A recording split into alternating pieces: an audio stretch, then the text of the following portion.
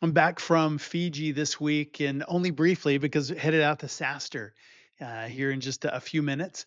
But really excited to be back. It's an incredible time to get away and connect. Some people will have events in their lives and they'll get tattoos to commemorate them and things like that. I didn't do that, but I will tell you the experiences there and just the whole time and the people.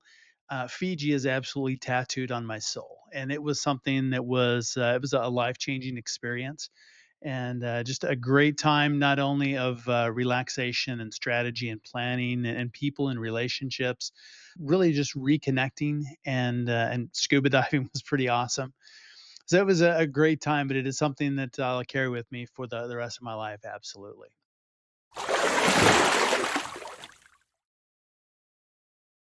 So as we get back into the swing of business, was thinking about travel and coming back here and now headed out to Saster and thinking about the steps versus the destination. And it's something that I think we do in business probably too much is focus too much on the steps instead of the destination. It's really easy, I think, to get lost in the process. But when we shift the focus to the outcome, does it unlock new levels of success? And I think it does, and in my experience, that's absolutely true.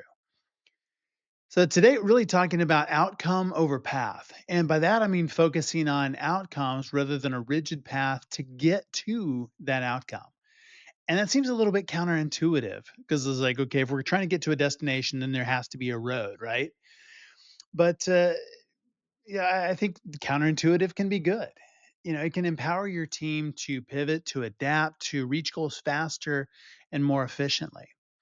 So let's take a minute and think a little bit differently about success and not necessarily a prescriptive path.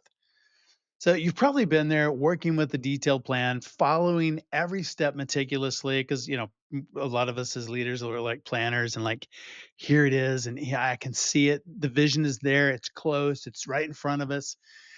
And then we realize that we become so fixated on the process that we've lost sight of the bigger picture. And this happened to me especially early on. I saw the way. I had absolute clarity on where we were going. I knew the way. I'd done the thing and now I'm hiring somebody else to do the thing and building out a team. And they had the audacity to do it wrong. Have you ever felt that? Yeah, it wasn't wrong. It just wasn't the right way. And by that, I mean, it wasn't my way. It's so dumb, right? But we've probably all been there at one time or another. And if you haven't, then, a little more time in leadership and you'll find yourself there and you can laugh at yourself too, because I do all the time. So I've learned a few things along the way, but this happens a lot in business. Leaders and teams become overly attached to a specific plan or path, thinking it's the only way to reach the desired goal. And then the unexpected happens, or the plan doesn't work as anticipated, progress stalls, and it creates frustration, a bunch of wasted effort, and often missed opportunities. And I'd be frustrated. I'm like, why didn't you just go around the obstacle? And they're like, because this is how you said to do it. And they're like, I guess I had that coming, didn't I? And the question is, how can we shift our mindset from focusing solely on the path to prioritizing the desired outcomes? And so, yeah, I've transformed over the years. And so here's three ways that I think about this now that I didn't necessarily early on. The first is really embracing flexibility.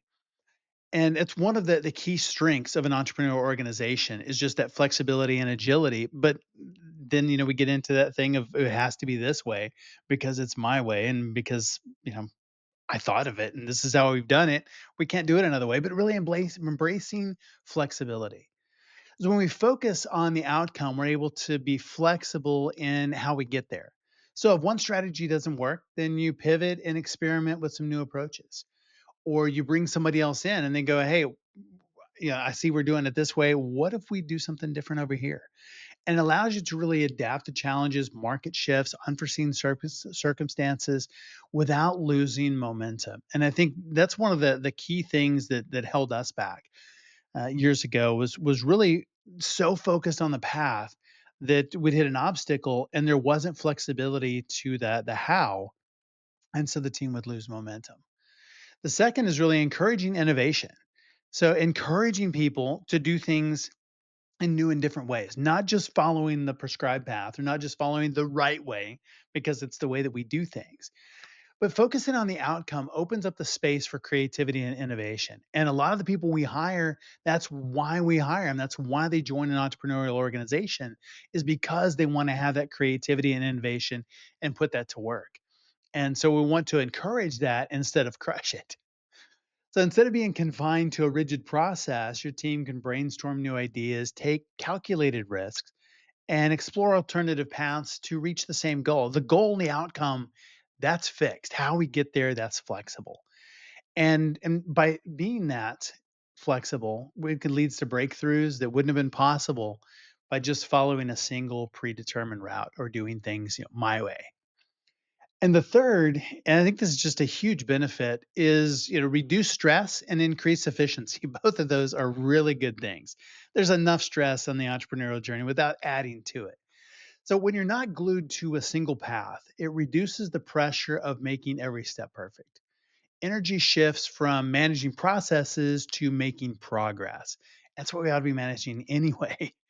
That mindset leads to a more efficient workflow where every action is evaluated by how well it moves you toward the end goal, not by how closely it follows a prescribed specific plan.